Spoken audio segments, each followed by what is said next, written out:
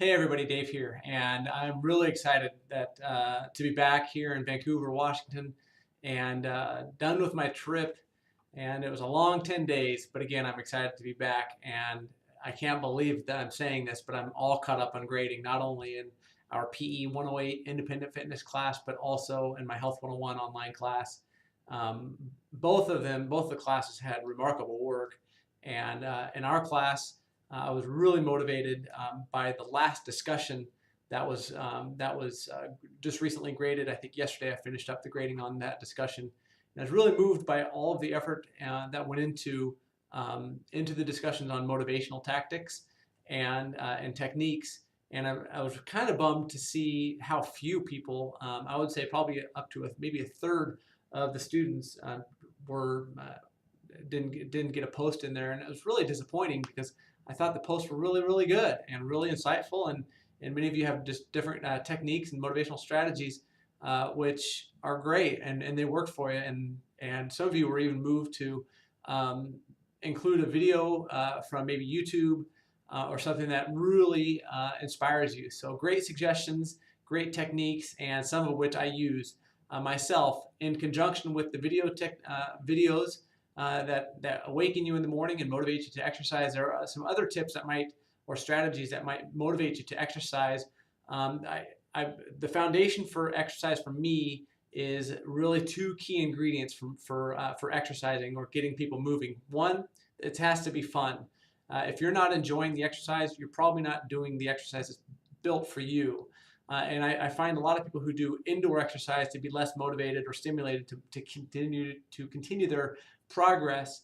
And so if you are really just not finding a liking towards exercise, it's probably because you're either on a treadmill, you're on an elliptical trainer, or you're on a stationary bike, or you're in a fitness center with televisions, and there's a reason they put televisions in fitness centers. It's because it's awfully boring.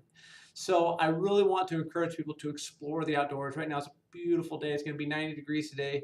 And around the Vancouver area, there's so many beautiful trails you can hike and bike, so many parks you can hit up and go swimming at. I want to encourage you to do so, and to get outside and just play and enjoy the surroundings and find something that works for you as far as exercise, because life's too short to be on a treadmill, let's be honest. Finding something that is fun is really important, and that connects with goals. Once you find something that's fun, then you can start to set the goals. It's really challenging. If you don't know, then you just don't know. But in regards to exercise, if maybe you just haven't found the type of exercise that works for you. So in my health online class, the last discussion was around doing a new activity that is physical. And it's actually in a Health 101 class, which discusses health from the neck up. So it's really not a moving class, but there is one topic and one chapter, 1 week, where I want them to get out, and instead of reading the book, I want them to experience a new exercise. And I'm going to challenge you this week to do a new exercise for you, even if it may be a complete turnoff, like you never really thought that yoga was for you, or hot yoga or Pilates. You maybe thought they were too feminine. I'm going to challenge you, man. Those are not easy things to do. And as I read one of your peers posts and doing Pilates, that they were actually shaking. And I'll tell you what, man, if you're doing Pilates and you're doing Pilates right, you're shaking. It's not easy. So even if it's something as simple as using a stability ball for instead of a bench, or instead of an apparatus where you're sitting and doing a military press, do something that just changes up your routines, and that'll help stimulate a new progress, and maybe just open up your mind to, gosh, what else? What have I been missing? So fun is the first ingredient. The second ingredient is the social setting. I am a runner. I don't run with a lot of people, but what motivates me is racing and being around other runners who enjoy the social aspect of racing. I've never won a race, and that's irrelevant. But what for me is important is seeing other people's likes and similarities with me, that I know that I'm not the only one out there in the world who runs. Seeing people on trails that are enjoying their runs, that is really what moves me towards really continuing the progress of running. And so however you want to encapsulate the social aspect, I think fun and social are the two most important ingredients. Some people have to exercise with somebody every day. It holds them accountable, and that works. That's the social aspect of it. But regardless, having those two ingredients will really help you in your movement towards continuing or sustaining exercise. The next thing is, I've already mentioned goals. Goals can be really important, but again, if you don't really know much about exercise, it can be difficult to set them. So start with something really, really simple. If it's going from machines to weights, if it's going from walking to jogging to running, something that may challenge you, like a bubble race or a color run or a 5K run with a Clark County Running Club, something like that. Something really, really simple, really, really easy, just to get you moving a little bit. Um, Along with goals is tracking progress. How are things moving along? Not just physically, but emotionally. Are you enjoying this type of exercise? Is it challenging you in a positive way where you can work with that challenge? It's challenging, but you're reaping the benefits of that challenge. And so you're kind of using that challenge along the way and growing from it. And you can see it in how you sleep and the quality of your health, and you're able to sustain energy throughout the day, throughout the week. How is that working for you? One thing that's moving me toward moving more and with greater quality is watching the Olympics. Man, these guys are true champions, even if they're not even winning. It's just they're out there, and they look great, and what they can do with the human body just totally inspires me to think, what can I do at the age of 41 and a half with the rest of my life? How can I, in 30 years, keep going and not have to be pushed in a wheelchair or be bound to adverse health? In any case, so tracking progress and having goals is important.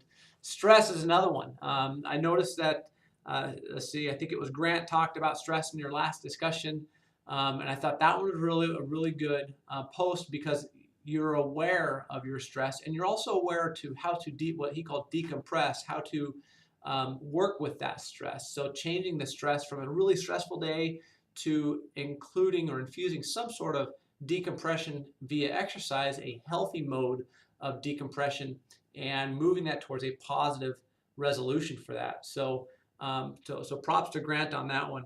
The next one was, and this one really was inspired to me by one of your peers, Austin. He's not a big goal setter, but there's something about goals that provides what's called the locus of control.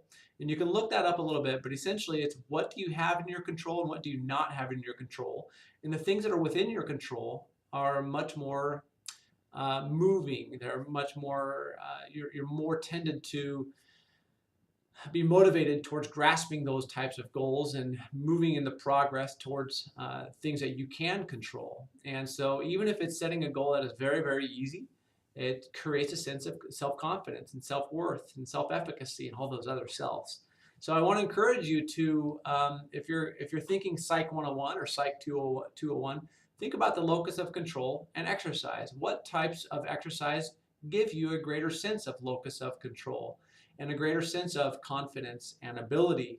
And what other what forms of exercise provide you with psychology of moving, move you away from exercise? So what kind of takes some of that fire away from wanting to exercise?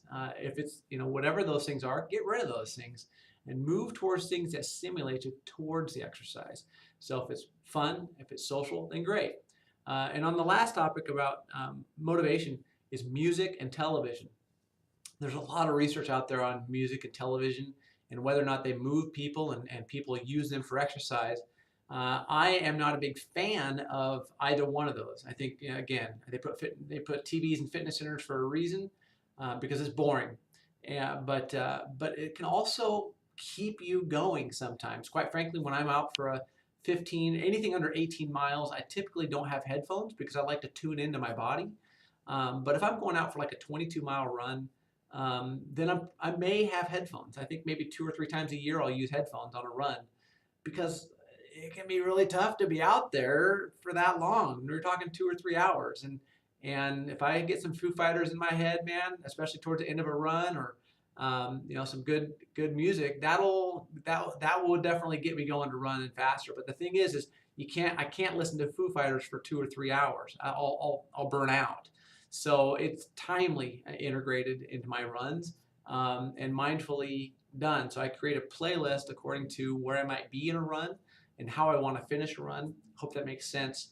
So it's not used for me a whole lot, but if it gets you out there and it gets you moving, then by golly, you got to do it. Use that music, use that TV to just keep you going. So I guess on that note, also one more thing. Um, Treadmills and bikes. Those are typically indoor types of exercise apparatus. So I want to encourage you to get off of those things and get outside. Again, you're talking about one of the best summers one of the best days. It's absolutely gorgeous. You got to get out and play. So again, my challenge for you is to get out there and do something outside, even if it's frisbee golf or something that may be entirely new to you.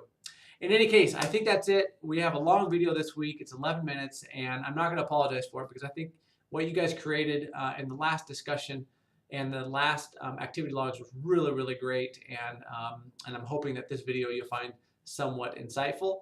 You guys have a great rest of the week and continue moving. And if you guys need anything, just shoot me an email. Bye-bye.